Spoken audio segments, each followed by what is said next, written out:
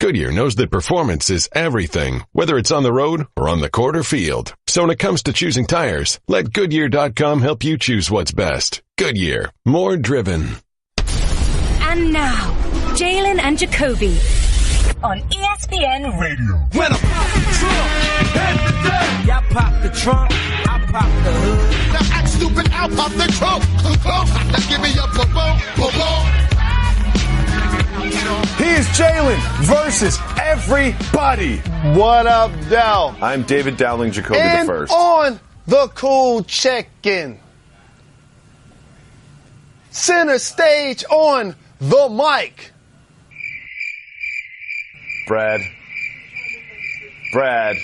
Reggie's out Leave sick. that in there. Reggie's out sick. Oh, this is all going on. Leave that in there. Brad. Just like y'all did me. Y'all had me eat cinnamon for this show. Leave that on there. This is not Brad's fault. Nope. This is Reggie's fault. Yep. No. You know? No. How are you going to call out on Friday and then call out on Monday? Come on, Reg. I know what that's called. What's that called? Long weekend. No. It sounds like a long weekend for Reggie.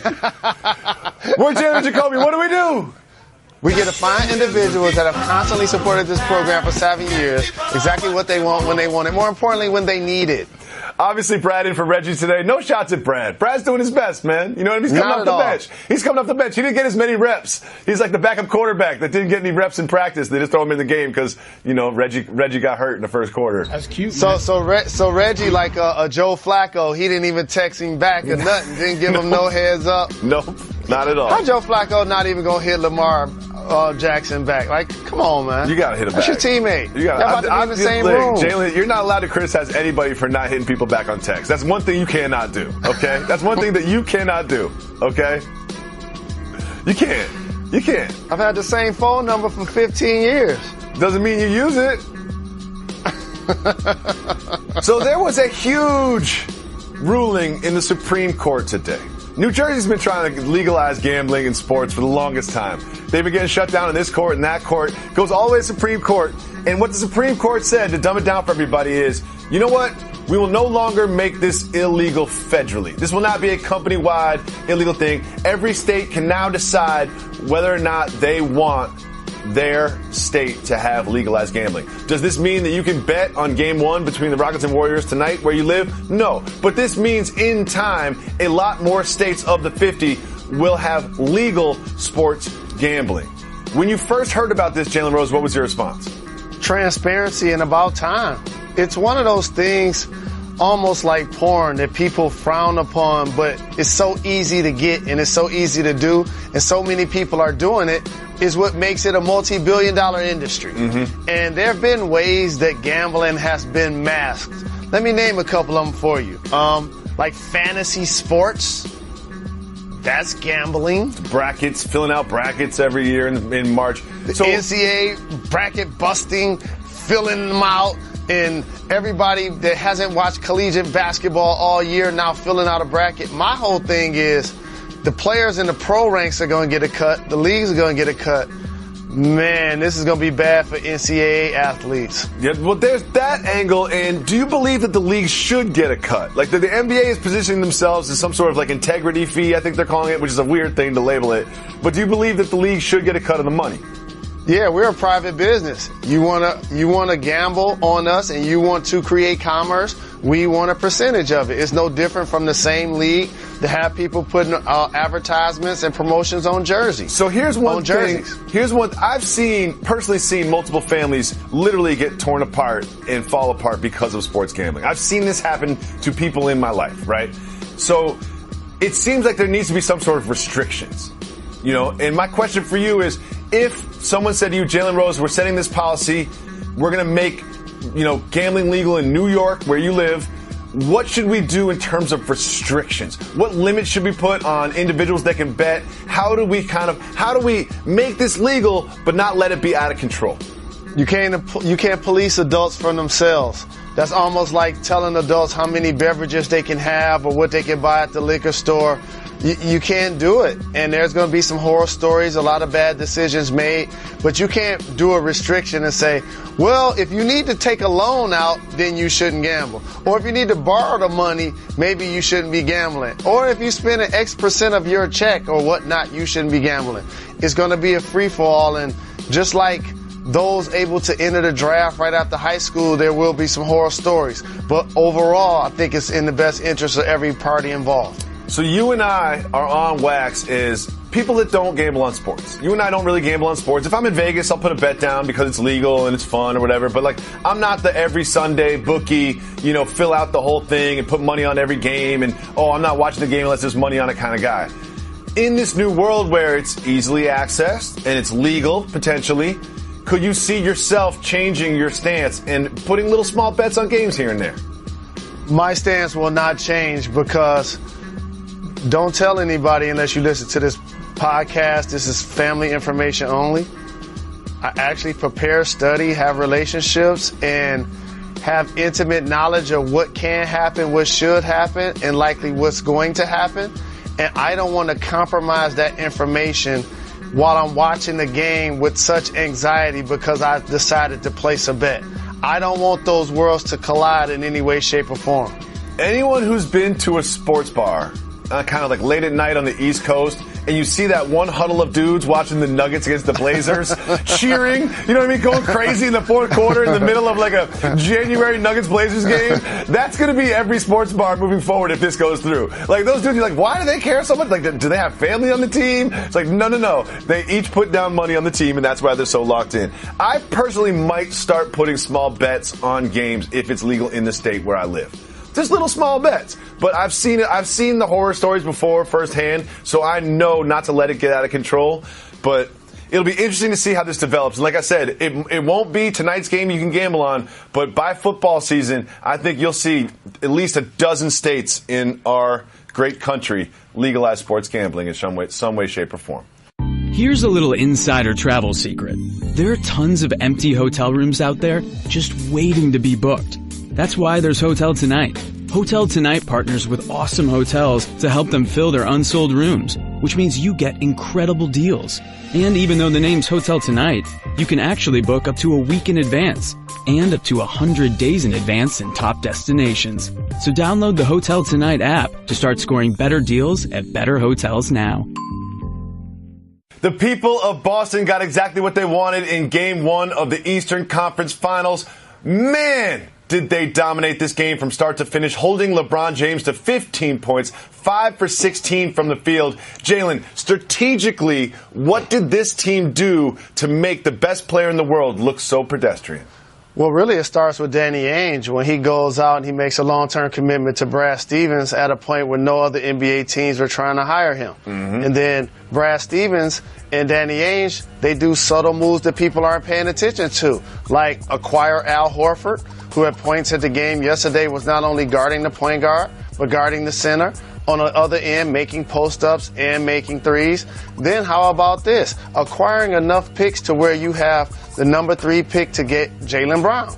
And then you can turn around and get it for Jason Tatum. Oh, the year before, you just took Marcus Smart with the number 6 pick. So now they built out the level of depth. And then you acquire Kyrie in the offseason. You acquire Gordon Hayward. And both of those guys hurt. So what else you do? You acquire Morris. Now all of a sudden you have 4 guys on the floor that score more points than LeBron James in Game 1. It's just phenomenal what Danny Ainge has done with that roster, and Brad Stevens has become one of the top coaches in the game. So what did they do, though? Like, what X's and O's moves did they make to limit LeBron in Game 1? They have players on the wing that are versatile, that can dribble, pass, and shoot, in particular, Brown and Tatum. They have bigs that are mobile, like Morris, as well as Horford, that could take advantage of a smaller guy, that could get stuck on LeBron. And since he's not a knockdown shooter per se, you challenge and you live with the miss or the make. If he's dominant and aggressive, which he was not in Game 1, which I anticipate he's going to be in Game 2, then you have to rethink that. So you got to give them all of the credit. But I expect LeBron to come out, be more aggressive from the beginning of the game, and don't also be surprised if and when they start Tristan Thompson in game 2. You mentioned Tristan Thompson. I'm glad you did, because everyone's so focused on how the Celtics limited LeBron, the defense they played. They looked pretty good on the offensive end, too. They put Thompson and Love in 41 different pick and rolls. That seemed to be something that they're consciously attacking. If you start Thompson, do you think they'll still give him the same diet of just putting him in the pick and roll? Yes, indeed, because he's better at guarding it than Kevin Love is. And on the other end, he's going to give you effort and offensive rebounding and height. You're going to need somebody to play those minutes. And I'm not saying that you're going to look down at the stat sheet and Tristan Thompson is going to be a 20 and 20 guy, but he will be able to play some of those quality minutes against the bigs for the Celtics, who play a lot of jumbo matchups. When you're watching the game, don't sleep. There are times when Baines, Horford, and Morris are all on the floor at the exact same time. That's unusual in the era of small ball. So the Cavs can easily point to this as the reason that they were dominated in Game 1. They were 4 for 26 from the three-point line. They were 1 for 12 in uncontested threes. 1 for 12 in uncontested threes. Is this just, hey, bad shooting night, or are the Celtics doing something to force them into a bad shooting night?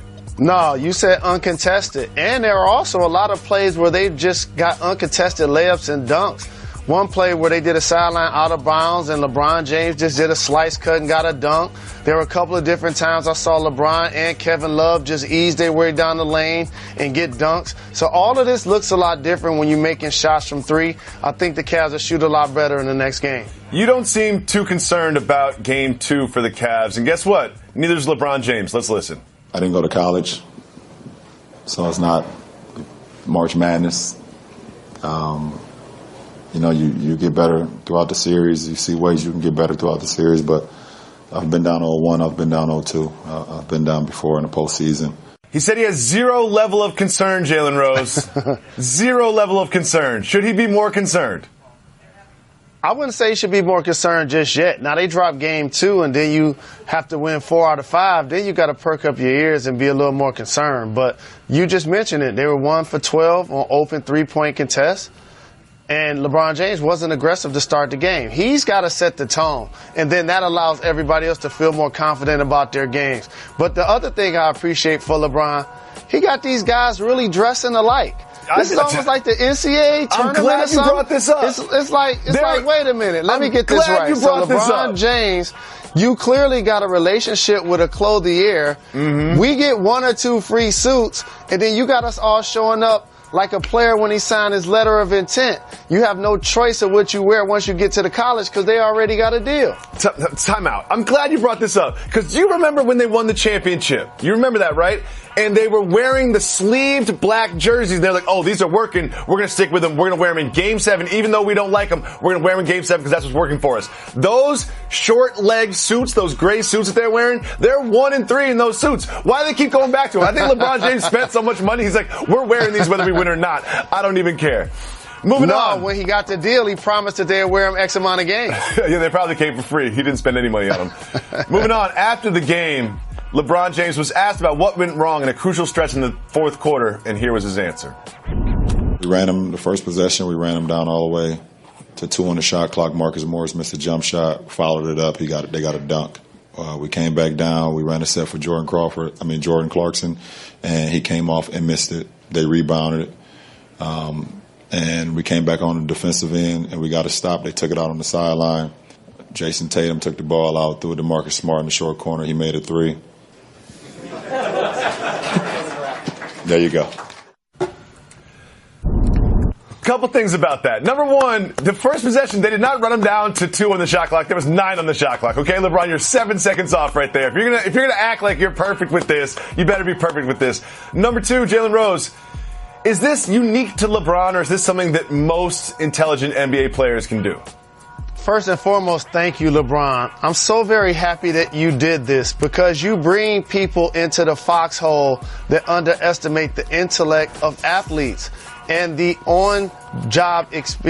in-job experience that you gain for playing for so many years. He's been playing basketball his whole life, at the park, at the backyard, the YMCA, in the house, in high school, in the league, multiple leagues, multiple coaches, all of this different level of experience now that becomes knowledge in one of the greatest players of all time. So he sits up at a podium, and I'm so happy he did, and he now announces a few of the plays in a row, and media members jump up and clap. Like, is the bar that low for athletes? Like, y'all think we're that dumb? Like, and people are saying that this is genius. That's not smart to remember some plays that happened. I know. It was an important part. 'Cause you remember, they cut the lead to 14 at the end of the third. It was like, ooh, maybe they can get this to within single digits, make a run at the end of the game. It was such an important part of the game. Of course he remembers it. And I love the idea of photographic memories being brought up and genius. Like, these type of words that we're ascribing to it. It's, you know what? Good for him. Good for him. Everyone's calling him a genius because he remembered a few plays. Again, I love LeBron, and I'm glad that he just shattered a ceiling that I didn't realize existed. There are actually people walking the earth that's calling him, a genius, and having a photographic memory, like you just said, because he recalled a handful of plays that happened in the game. What do y'all think this job is? I'm sitting here talking about plays that happened in the game. Jalen, no one ever questioned whether or not you were a genius. We all know you're not a genius. Moving on. Kobe Bryant has been listening to the debate of who's the greatest of all time all week long. He's been listening to Michael Jordan versus LeBron James. Michael Jordan versus LeBron James. Well, he liked this comment on Twitter. He liked the thing that said that Kobe Bryant is more skilled than LeBron. Jalen Rose, I do not think this was an accident. Do you think it was an accident? And two, is he intentionally inserting himself back into the greatest of all time debate with this like? Yes, he is. And one of the things I appreciate about Kobe, he takes the temperature of the society and he interjects and checks out when he needs to. And so, as somebody that won 5 championships and also has an Oscar, he like, what about me? Like, everybody talking about LeBron versus MJ. Like, what about me in this debate? I got more chips than he has because he knows that's the dumbed down debate that people use. And so if you like something, you're reading it, you're digesting it, and then you think about it. Like, no, I can't do that. But now all of a sudden it got us all talking about it again. And there will be people that now say he hasn't passed Kobe because Kobe made him think about it again. And Smart all move. he has to do is pretend he accidentally liked a comment. Smart move from Kobe Bryant. But we see you. We see you on this program, Kobe. So I've noticed a trend. And I can't personally take credit for it. It's really just the quality of the product that has led to this trend. There's Allbirds in the wild. Allbirds are flying free everywhere I go. It doesn't matter whether I'm in an urban environment, a suburban environment, an airport, a bar, old people, young people, men, women. Allbirds are out in the wild. The word is getting around how comfortable these shoes are. I'm telling you, when you get older, it becomes less about the look and more about the feel, and no shoe feels as good as Allbirds. You put them on, and you're surprised. It doesn't even feel like you're wearing shoes. You've got this layer of wool on top that just feels like a sock. And then the bottom, I think they make from angel feathers. I can't have that confirmed, but I believe they are angel feathers, the way that they lift you off the ground and you float through your day when you're wearing the wool runners from Allbirds. They're soft, they're cozy, they're comfy. They look good. No big crazy colors, no swooshes, no stripes, nothing like that. They're just simple, basic looks that go with any outfit, whether you're doing something athletic, doing something business casual. You can wear Allbirds with suits. You can always wear Allbirds. And here's the thing. They're made from sheep, New Zealand sheep. The merino wool requires 60% less energy to produce than typical synthetic materials used in shoes. So you're doing something good for the environment. Also, the wool is ZQ certified. What's that mean? It means it's grown on sustainable farms where the sheep are treated nice. What do I always say? What do I always say? Happy sheep, happy feet. Get yourself a wool runners. Go to allbirds.com. Find yourself a pair of soft, cozy, comfy shoes made from sheep, happy feet. Also, if you're in a major metropolitan area, you can find yourself to an Allbirds brick and mortar store and experience the Allbirds experience firsthand. Allbirds.com. Get yourself some wool runners. They'll be the most comfortable shoes you've ever had. Sometimes it's hard to find a satisfying vape that's simple and convenient. Blue, who introduced vaping to the world, is now introducing My Blue. My Blue gives you all the satisfaction with none of the hassle. Just click and go. With MyBlue's easy-to-use one-click liquid pods, you can switch between flavors in seconds. There's a range of flavors to choose from, and it takes just 20 minutes to charge. For a limited time, Blue is letting you try their new MyBlue starter kit for just $1. But hurry, this won't last long. Terms and conditions apply. Go to myblue.com today to learn more. The Western Conference Finals is finally upon us. The matchup that we've been waiting for all season long is finally here tonight in Houston, not in the Bay. We have the Warriors traveling to take on the Rockets in Game 1. Jalen Rose, what are you keyed on during this matchup? What do you expect to see? Watch this dynamic. The Houston Rockets isolate more than any team in the league on the offensive side of the basketball. James Harden and Chris Paul have become two of the best at getting buckets and are creating for their teammates. However, when you are isolating, that means everybody else is standing and watching, which means in the reverse, you're not getting second shots, you're not getting offensive rebounds, and you're shooting late in the clock. And usually if that's a contested shot, leads to a fast break going the other way. So if you were going to do a debate who has the best backcourt, you can argue all day. Some people will say it's Houston's because both of those guys have carried their own teams, in theory, in Chris Paul and James Harden, and wonder if Klay could probably do so if he was in another scenario. We know Steph has been a two-time MVP. But what you can't argue is who's going to guard KD and make him work on the other end? I don't know. Is that going to be Bamute? Probably. Is that going to be Tucker? Is that going to be Ryan Anderson? I hope it's not Ryan Anderson. Is that going to be Capella? And so I think you can have the backcourt debate and then you don't account for the fact how great KD is. And I haven't mentioned Draymond Green.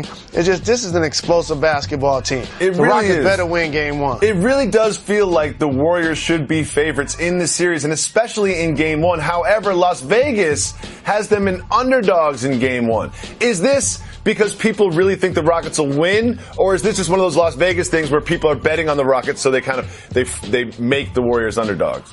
No. It's because the Rockets need to win. Okay? If they lose Game 1 after getting the number 1 seed, adding CP3, James possibly going to win MVP. You talking about pressure. You talk about a buzzkill going into Game 2, knowing that you already dropped Game 1. It's a sense of urgency tonight for the Rockets. I actually think with Vegas, the Rockets get it done. Ooh, you heard it here. Jalen Rose says the Rockets need to win Game 1, and they will win Game 1. Of course, we'll check in tomorrow to see how that plays out. Well, the process played out pretty well this year. They won one playoff series. They lost the second one to the Celtics. But now there's all kinds of rumblings from Philly that they need, Brett Brown says they need a high-level free agent to add to the team. And then Philly.com's Keith Pompey is saying that not only are they looking to sign LeBron James, they also want to trade for Kawhi Leonard. Jalen Rose, Paul George is out there. Could you see Philly adding a high-level, all-NBA, all-star type of player to the roster this offseason through any one of those ways? We can't do this. Breaking just news. Can't do this. Breaking news. A team wants Kawhi Leonard to play for them and LeBron James. Breaking news, Jalen. A team wants Kawhi Leonard and LeBron James to play in their uniform at the same time. Breaking news. Thank you for your sarcasm. And you know how much I love Philly. Some of my best friends and people from Philly in the industry. I love seeing Meek Millie getting love. Shout to Gilly the Kid getting some shine. All of that. Those are my peeps. The Broad Street Bully. I want to see Philly stay relevant. But we're not going to put every free agent on their team. We're just not going to do that. I'm not going to do that. Let's move on. We're not going to do it. Jalen Rose, you went to the Lomachenko fight this weekend. And for those that don't know, Lomachenko is, I'm going to say, the next big boxing star. When you saw him in person, as I have before, what did you think? Well, you know how much I love boxing, so I want to give everybody an introduction to who he is because he's still relatively new on the professional scene. How about a fighter that's 296 and won as an amateur? I want to know who beat him. Shout out to that guy. He's 30 years old, yet he's only had 12 professional fights. Why? Because his father initially wanted him to be into ballet and to gymnastics before he allowed him to fight in the ring, and his same and that father is now his trainer. So to watch this guy in the ring, and he did get knocked down in the 6th round. He did. A flash punch. To see him respond to that and close out the fight the way he did with that body blow in the 10th round was really impressive. I think he has a bright future like many others do, and I plan to go check out more of his fights. He now holds 3 titles in 3 different weight classes, and he's only had 12 professional fights. I think that he will be a household name very soon, and remember where you heard it first here on Jalen and Jacoby. So, shout out to Bob Arum and Top Rank Boxing, one of my other employees. I like that you didn't say employers, you said employees. Everybody works for Jalen. Everybody works for Jalen. If you're in Jalen's phone, you end up working for Jalen. I know how this works. One story that's gone wildly underreported, it's sneaky big story, is there's rumors that Klay Thompson is currently working on an extension right now with the Warriors for less than the max. One of the big things for people like myself that are upset with the Warriors because they're way too good at basketball and they're going to dominate, they're going to end up winning the championship again, is you always look at the contracts of Klay coming up and Dre coming up and say, maybe this will be it. Maybe those 4 won't be on the same team. Klay Thompson, in the middle of a playoff run, working out an extension. Why is this not a bigger story? Because he's not on the phone 24 hours a day. His father grew up, he grew up watching his father play in the league. He has a brother that plays baseball. He knows that the business is going to take care of itself. And when the initial Warriors 4 go to the Hamptons and come back as a 5 after signing Durant, that pack is we're going to find ways, even if it's to take less money, to stay together. KD's so for me, done it. that to me was the commitment, and don't be surprised if it happens soon.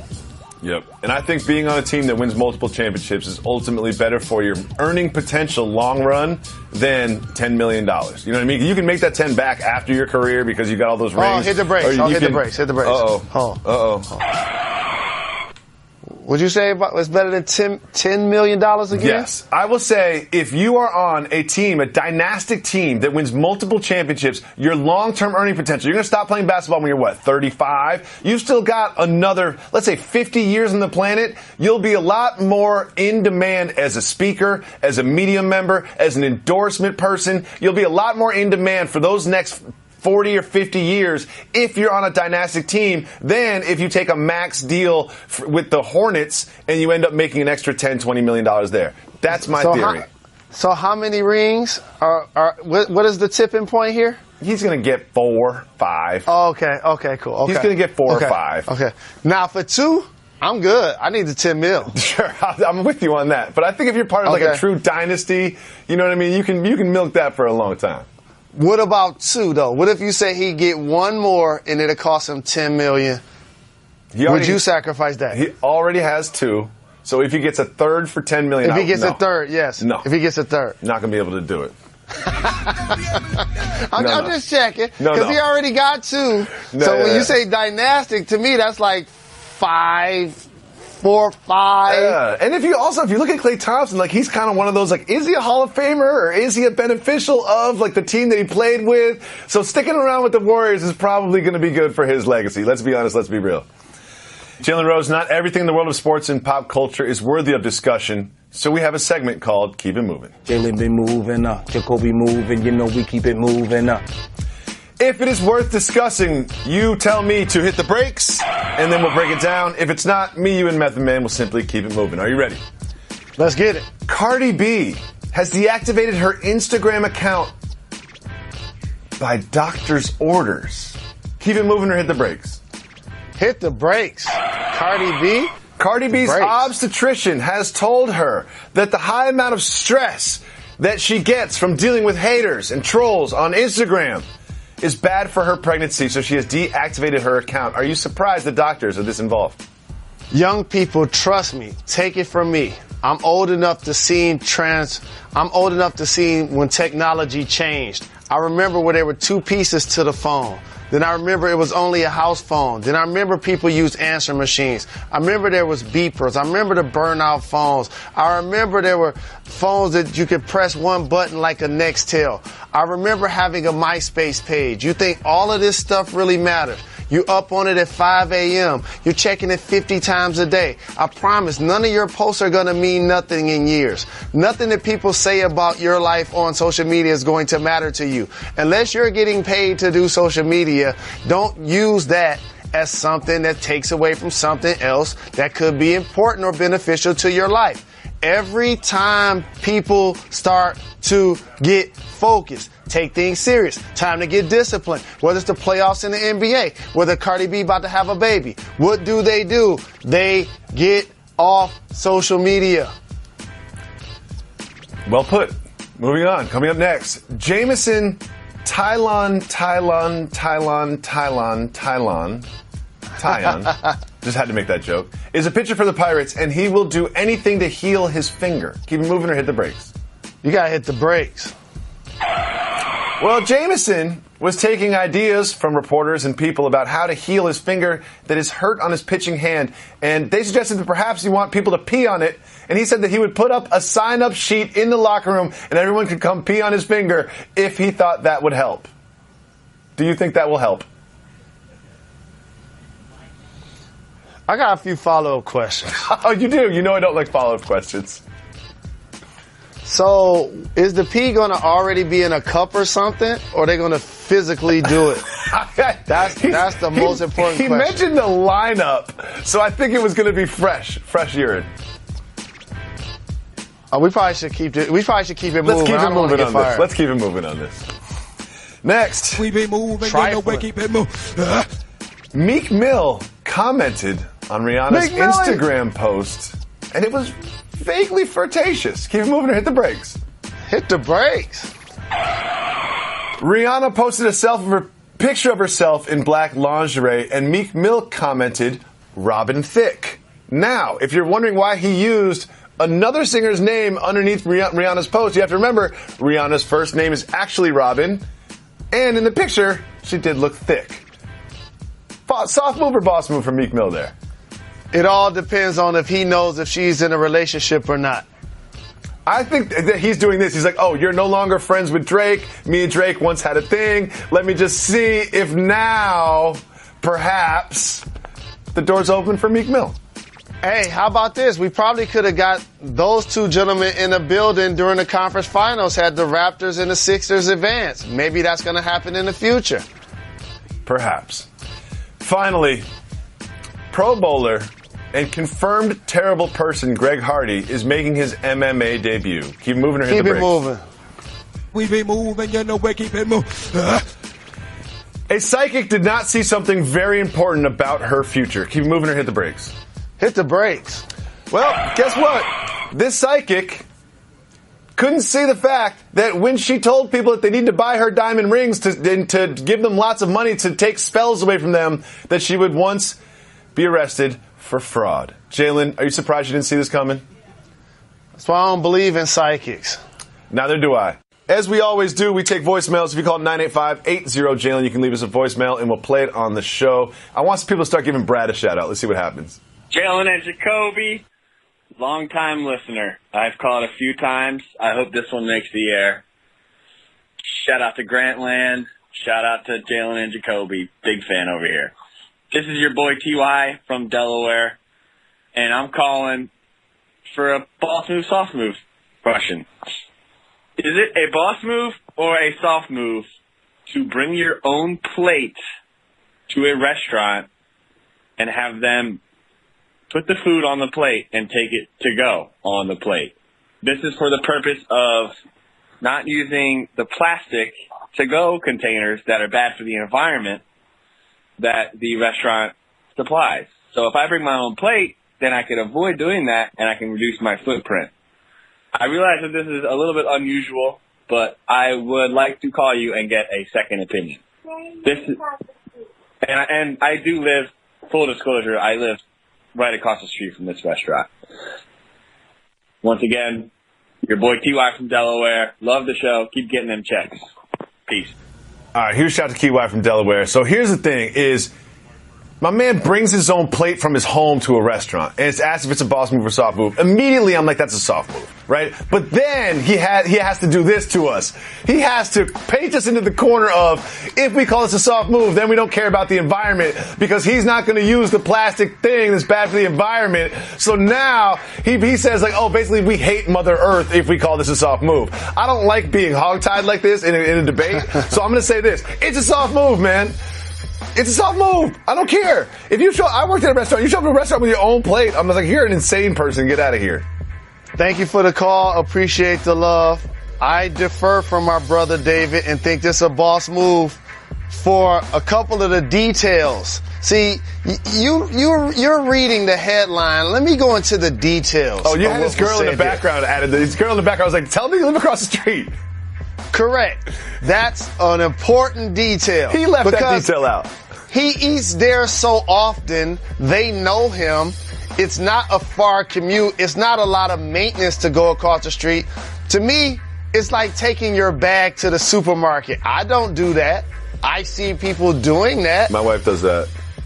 And so that's the equivalent for me to take, and I'm really particular about how many people are going to touch my food. That's why I haven't downloaded one of those eat apps just yet. Oh, I got that. Because it's one thing for the restaurant to bring me the food. It's another thing for somebody to pick it up for the restaurant and then bring me the food. And, as a public figure, you're letting somebody know where you live and somebody else that can tamper with your food and stuff like that. So I'm really careful. But in this case, I think it's a boss move because he gets the food on the plate one time and he can go to the crib and grub and not have to worry about it anymore. I have a lot of follow-up points, right? Number one, I just put Grubhub. They don't sponsor us. I just put one of those apps on my phone, and I'm not concerned about people tampering with my food or finding out where I live. Here's my concern. It makes it so easy to get food from restaurants that every single meal you're just like, oh, I'll just get Grubhub. And next thing you know, I'm 30 pounds heavier. That's the problem. It's just too easy. Like one of the ways to stay healthy is to limit your options to just what you have at your house, because then you end up eating a bowl of cereal instead of ordering a burger and fries and having someone bring it to you and getting there cold and you having to pay $30 for a burger and fries. That's my problem with Grubhub. As you know, I don't mind cooking and I enjoy fine dining. I don't mind calling a restaurant, ordering the food, and picking it up. For me, that's a part of the experience. Maybe I'm showing my age there, but if there's a lot of people going to be involved and it's a lot to carry, then I understand going that route. Oh, I always call the restaurant and pick it up just to get out of the house because I got 3 little kids. I'm always like, Joey, I'll go get the food. You want me to go get the food? No problem. And one more thing, just to complain about my wife for a second because she doesn't listen to the podcast. She has decided that one of her ways that she's going to crack down on and save the planet is she's no longer getting straws in her drinks. She decided that straws are plastic and they're bad for the environment, so she's not getting straws. And I'm sitting there like, we drive a gas-powered car. You know what I mean? Like, if you really want to start, if you really want to start like doing things in the environment, like, how about like you can have all the straws you want, but let's get an electric car. Like if you're really about this save the world life, straws aren't the one place you take a stand. That's all I have to say about that. But also, like, I've seen the electric cars and I appreciate they're great for the environment. They're really small. Oh, Jay. I will say that. They're really small. I was in an Uber yesterday and homeboy pulled up in the Tesla. And both me and my wife were like, ooh, I've never been in a Tesla before. You ever been in a Tesla? I have not. Yo, roomy. Beautiful, and I was like, he was at a stoplight, and he started, and the acceleration was crazy, and I was like, that was kind of, I never felt that before. He's like, oh, there's no RPMs, like you don't have to start and switch gears. He's like, watch this, pushing the gas pedal. It was like hyperspeed. If that was a Star Wars reference, it was like insane. I think at some point I want to make enough money to have a Tesla in my life. I want to have enough money and so little children that I can have a Tesla in my life. Check me in 2038. Well, you keep doing those forced reads, you should have it in another 3 or 4 months. Those reads aren't forced. Those reads are excellent. Those reads keep the lights on in the studio. I want to thank everybody for calling. I want to thank Brad for sitting in for Reggie, getting abused by Jalen Rose. And I also want to thank everybody for hitting us up on Twitter. Follow us at Jalen Jacoby. Hit us up on IG. I'm Jacoby Juice. He is Jalen versus everybody. We'll be back tomorrow with a brand new show to step to. Why? Done. We're not done. We're not done. Got to give the people time. Give people what they want. Allbirds wool runners are comfy shoes made from sheep. When you put them on, they feel astoundingly comfortable. They're so comfy, it'll feel like you're floating in a river of marshmallows. They also look good, too. Allbirds are designed simply, with no unnecessary logos. You can wear them to work or to play, in the office or out in the town. Allbirds is on a mission to prove that comfort, style, and sustainability don't have to be mutually exclusive. Go to allbirds.com and find your pair of soft, cozy,